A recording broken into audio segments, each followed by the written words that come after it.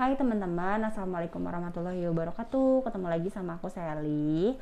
Nah teman-teman, ini tuh udah jam pulang, makanya muka aku kusut banget. Tapi karena aku belum dijemput, sambil nunggu waktu biar aku nggak bete, aku mau bacain salah satu komentar dari teman kita. Katanya gini,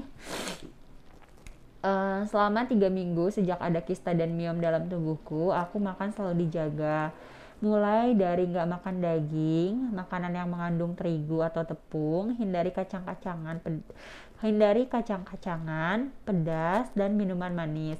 Semuanya udah aku coba. Pas cek ke dokter kandungan, ternyata kista aku masih ada dan ukurannya sama tidak mengecil. Kata dokter kandungan, pola makan tuh buat kista sama miom bebas aja, mau makan apa aja, nggak ada pantangan. Aku baru tahu pas cek yang kedua kalinya.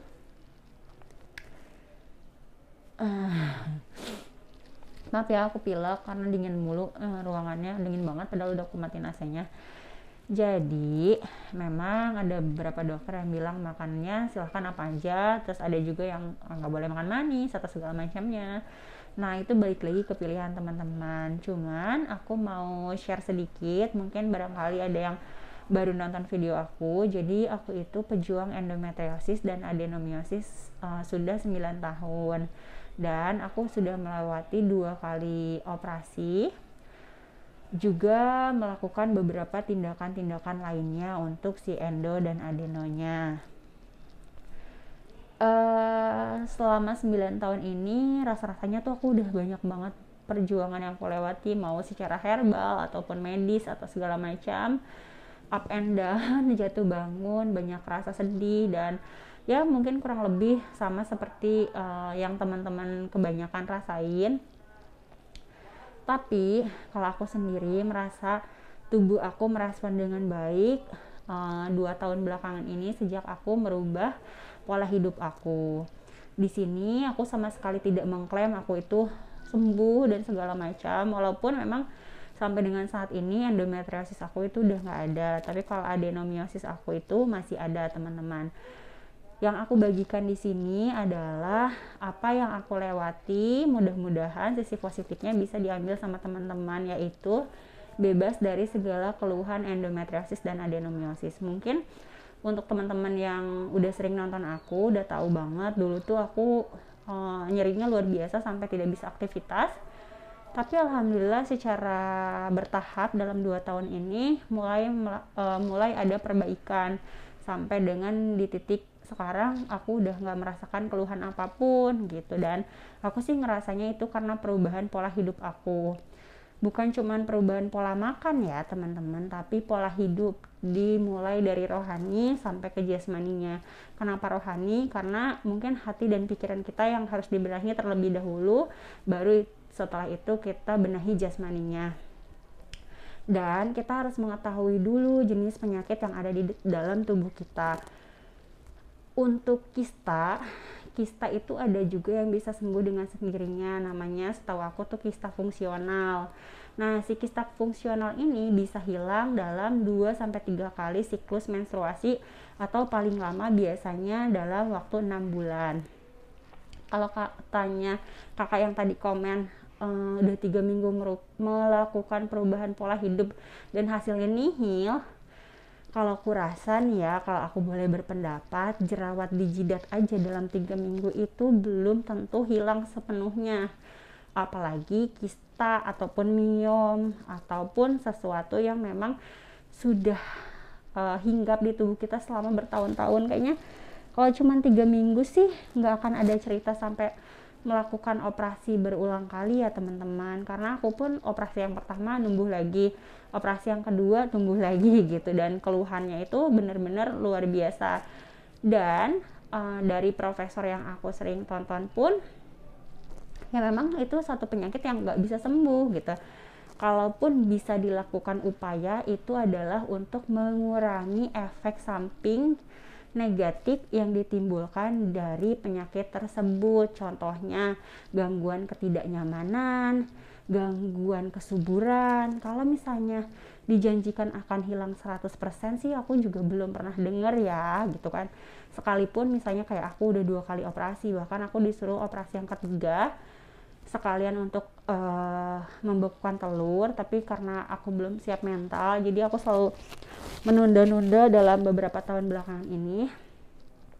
Kalau misalnya ada pendapat boleh makan apa aja, silahkan, bebas gitu, bebas mau makan apa aja tuh silahkan gitu kan.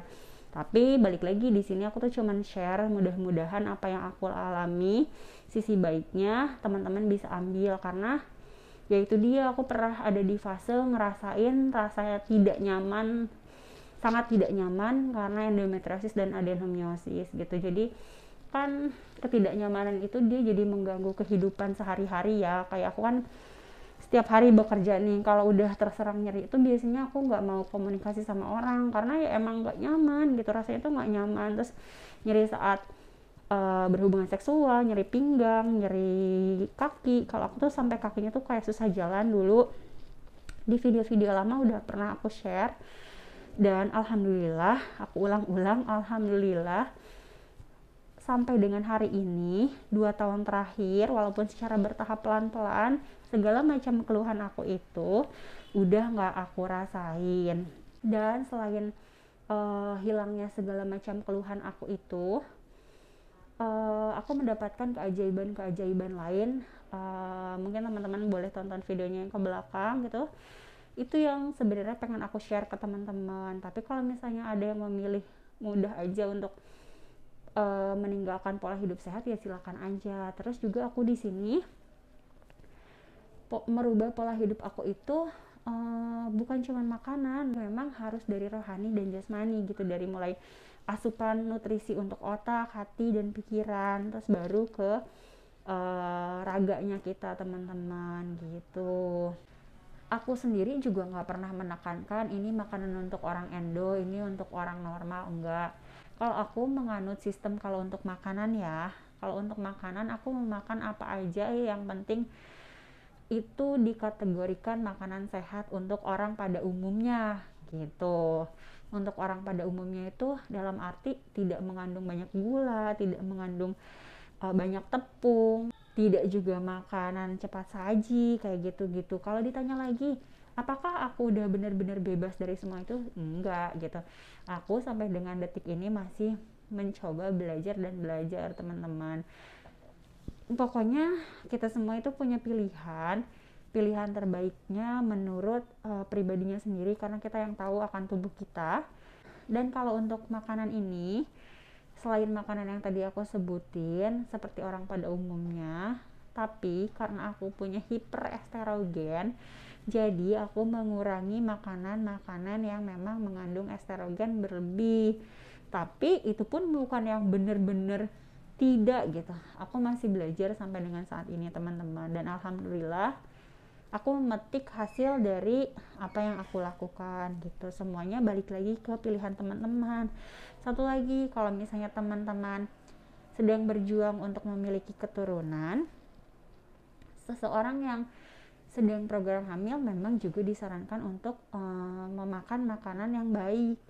Baik di sini adalah makanan yang mengandung gizi yang cukup sesuai yang distandarkan oleh ahli gizi atau dokter gizi, teman-teman. Tapi kalau misalnya memang masih malas, ya terserah sih, itu mah memang pilihan kepada pribadinya masing-masing. Karena aku udah bilang, apa yang kita makan, apa yang kita lakukan itu yang ngerasainnya juga toh diri kita sendiri.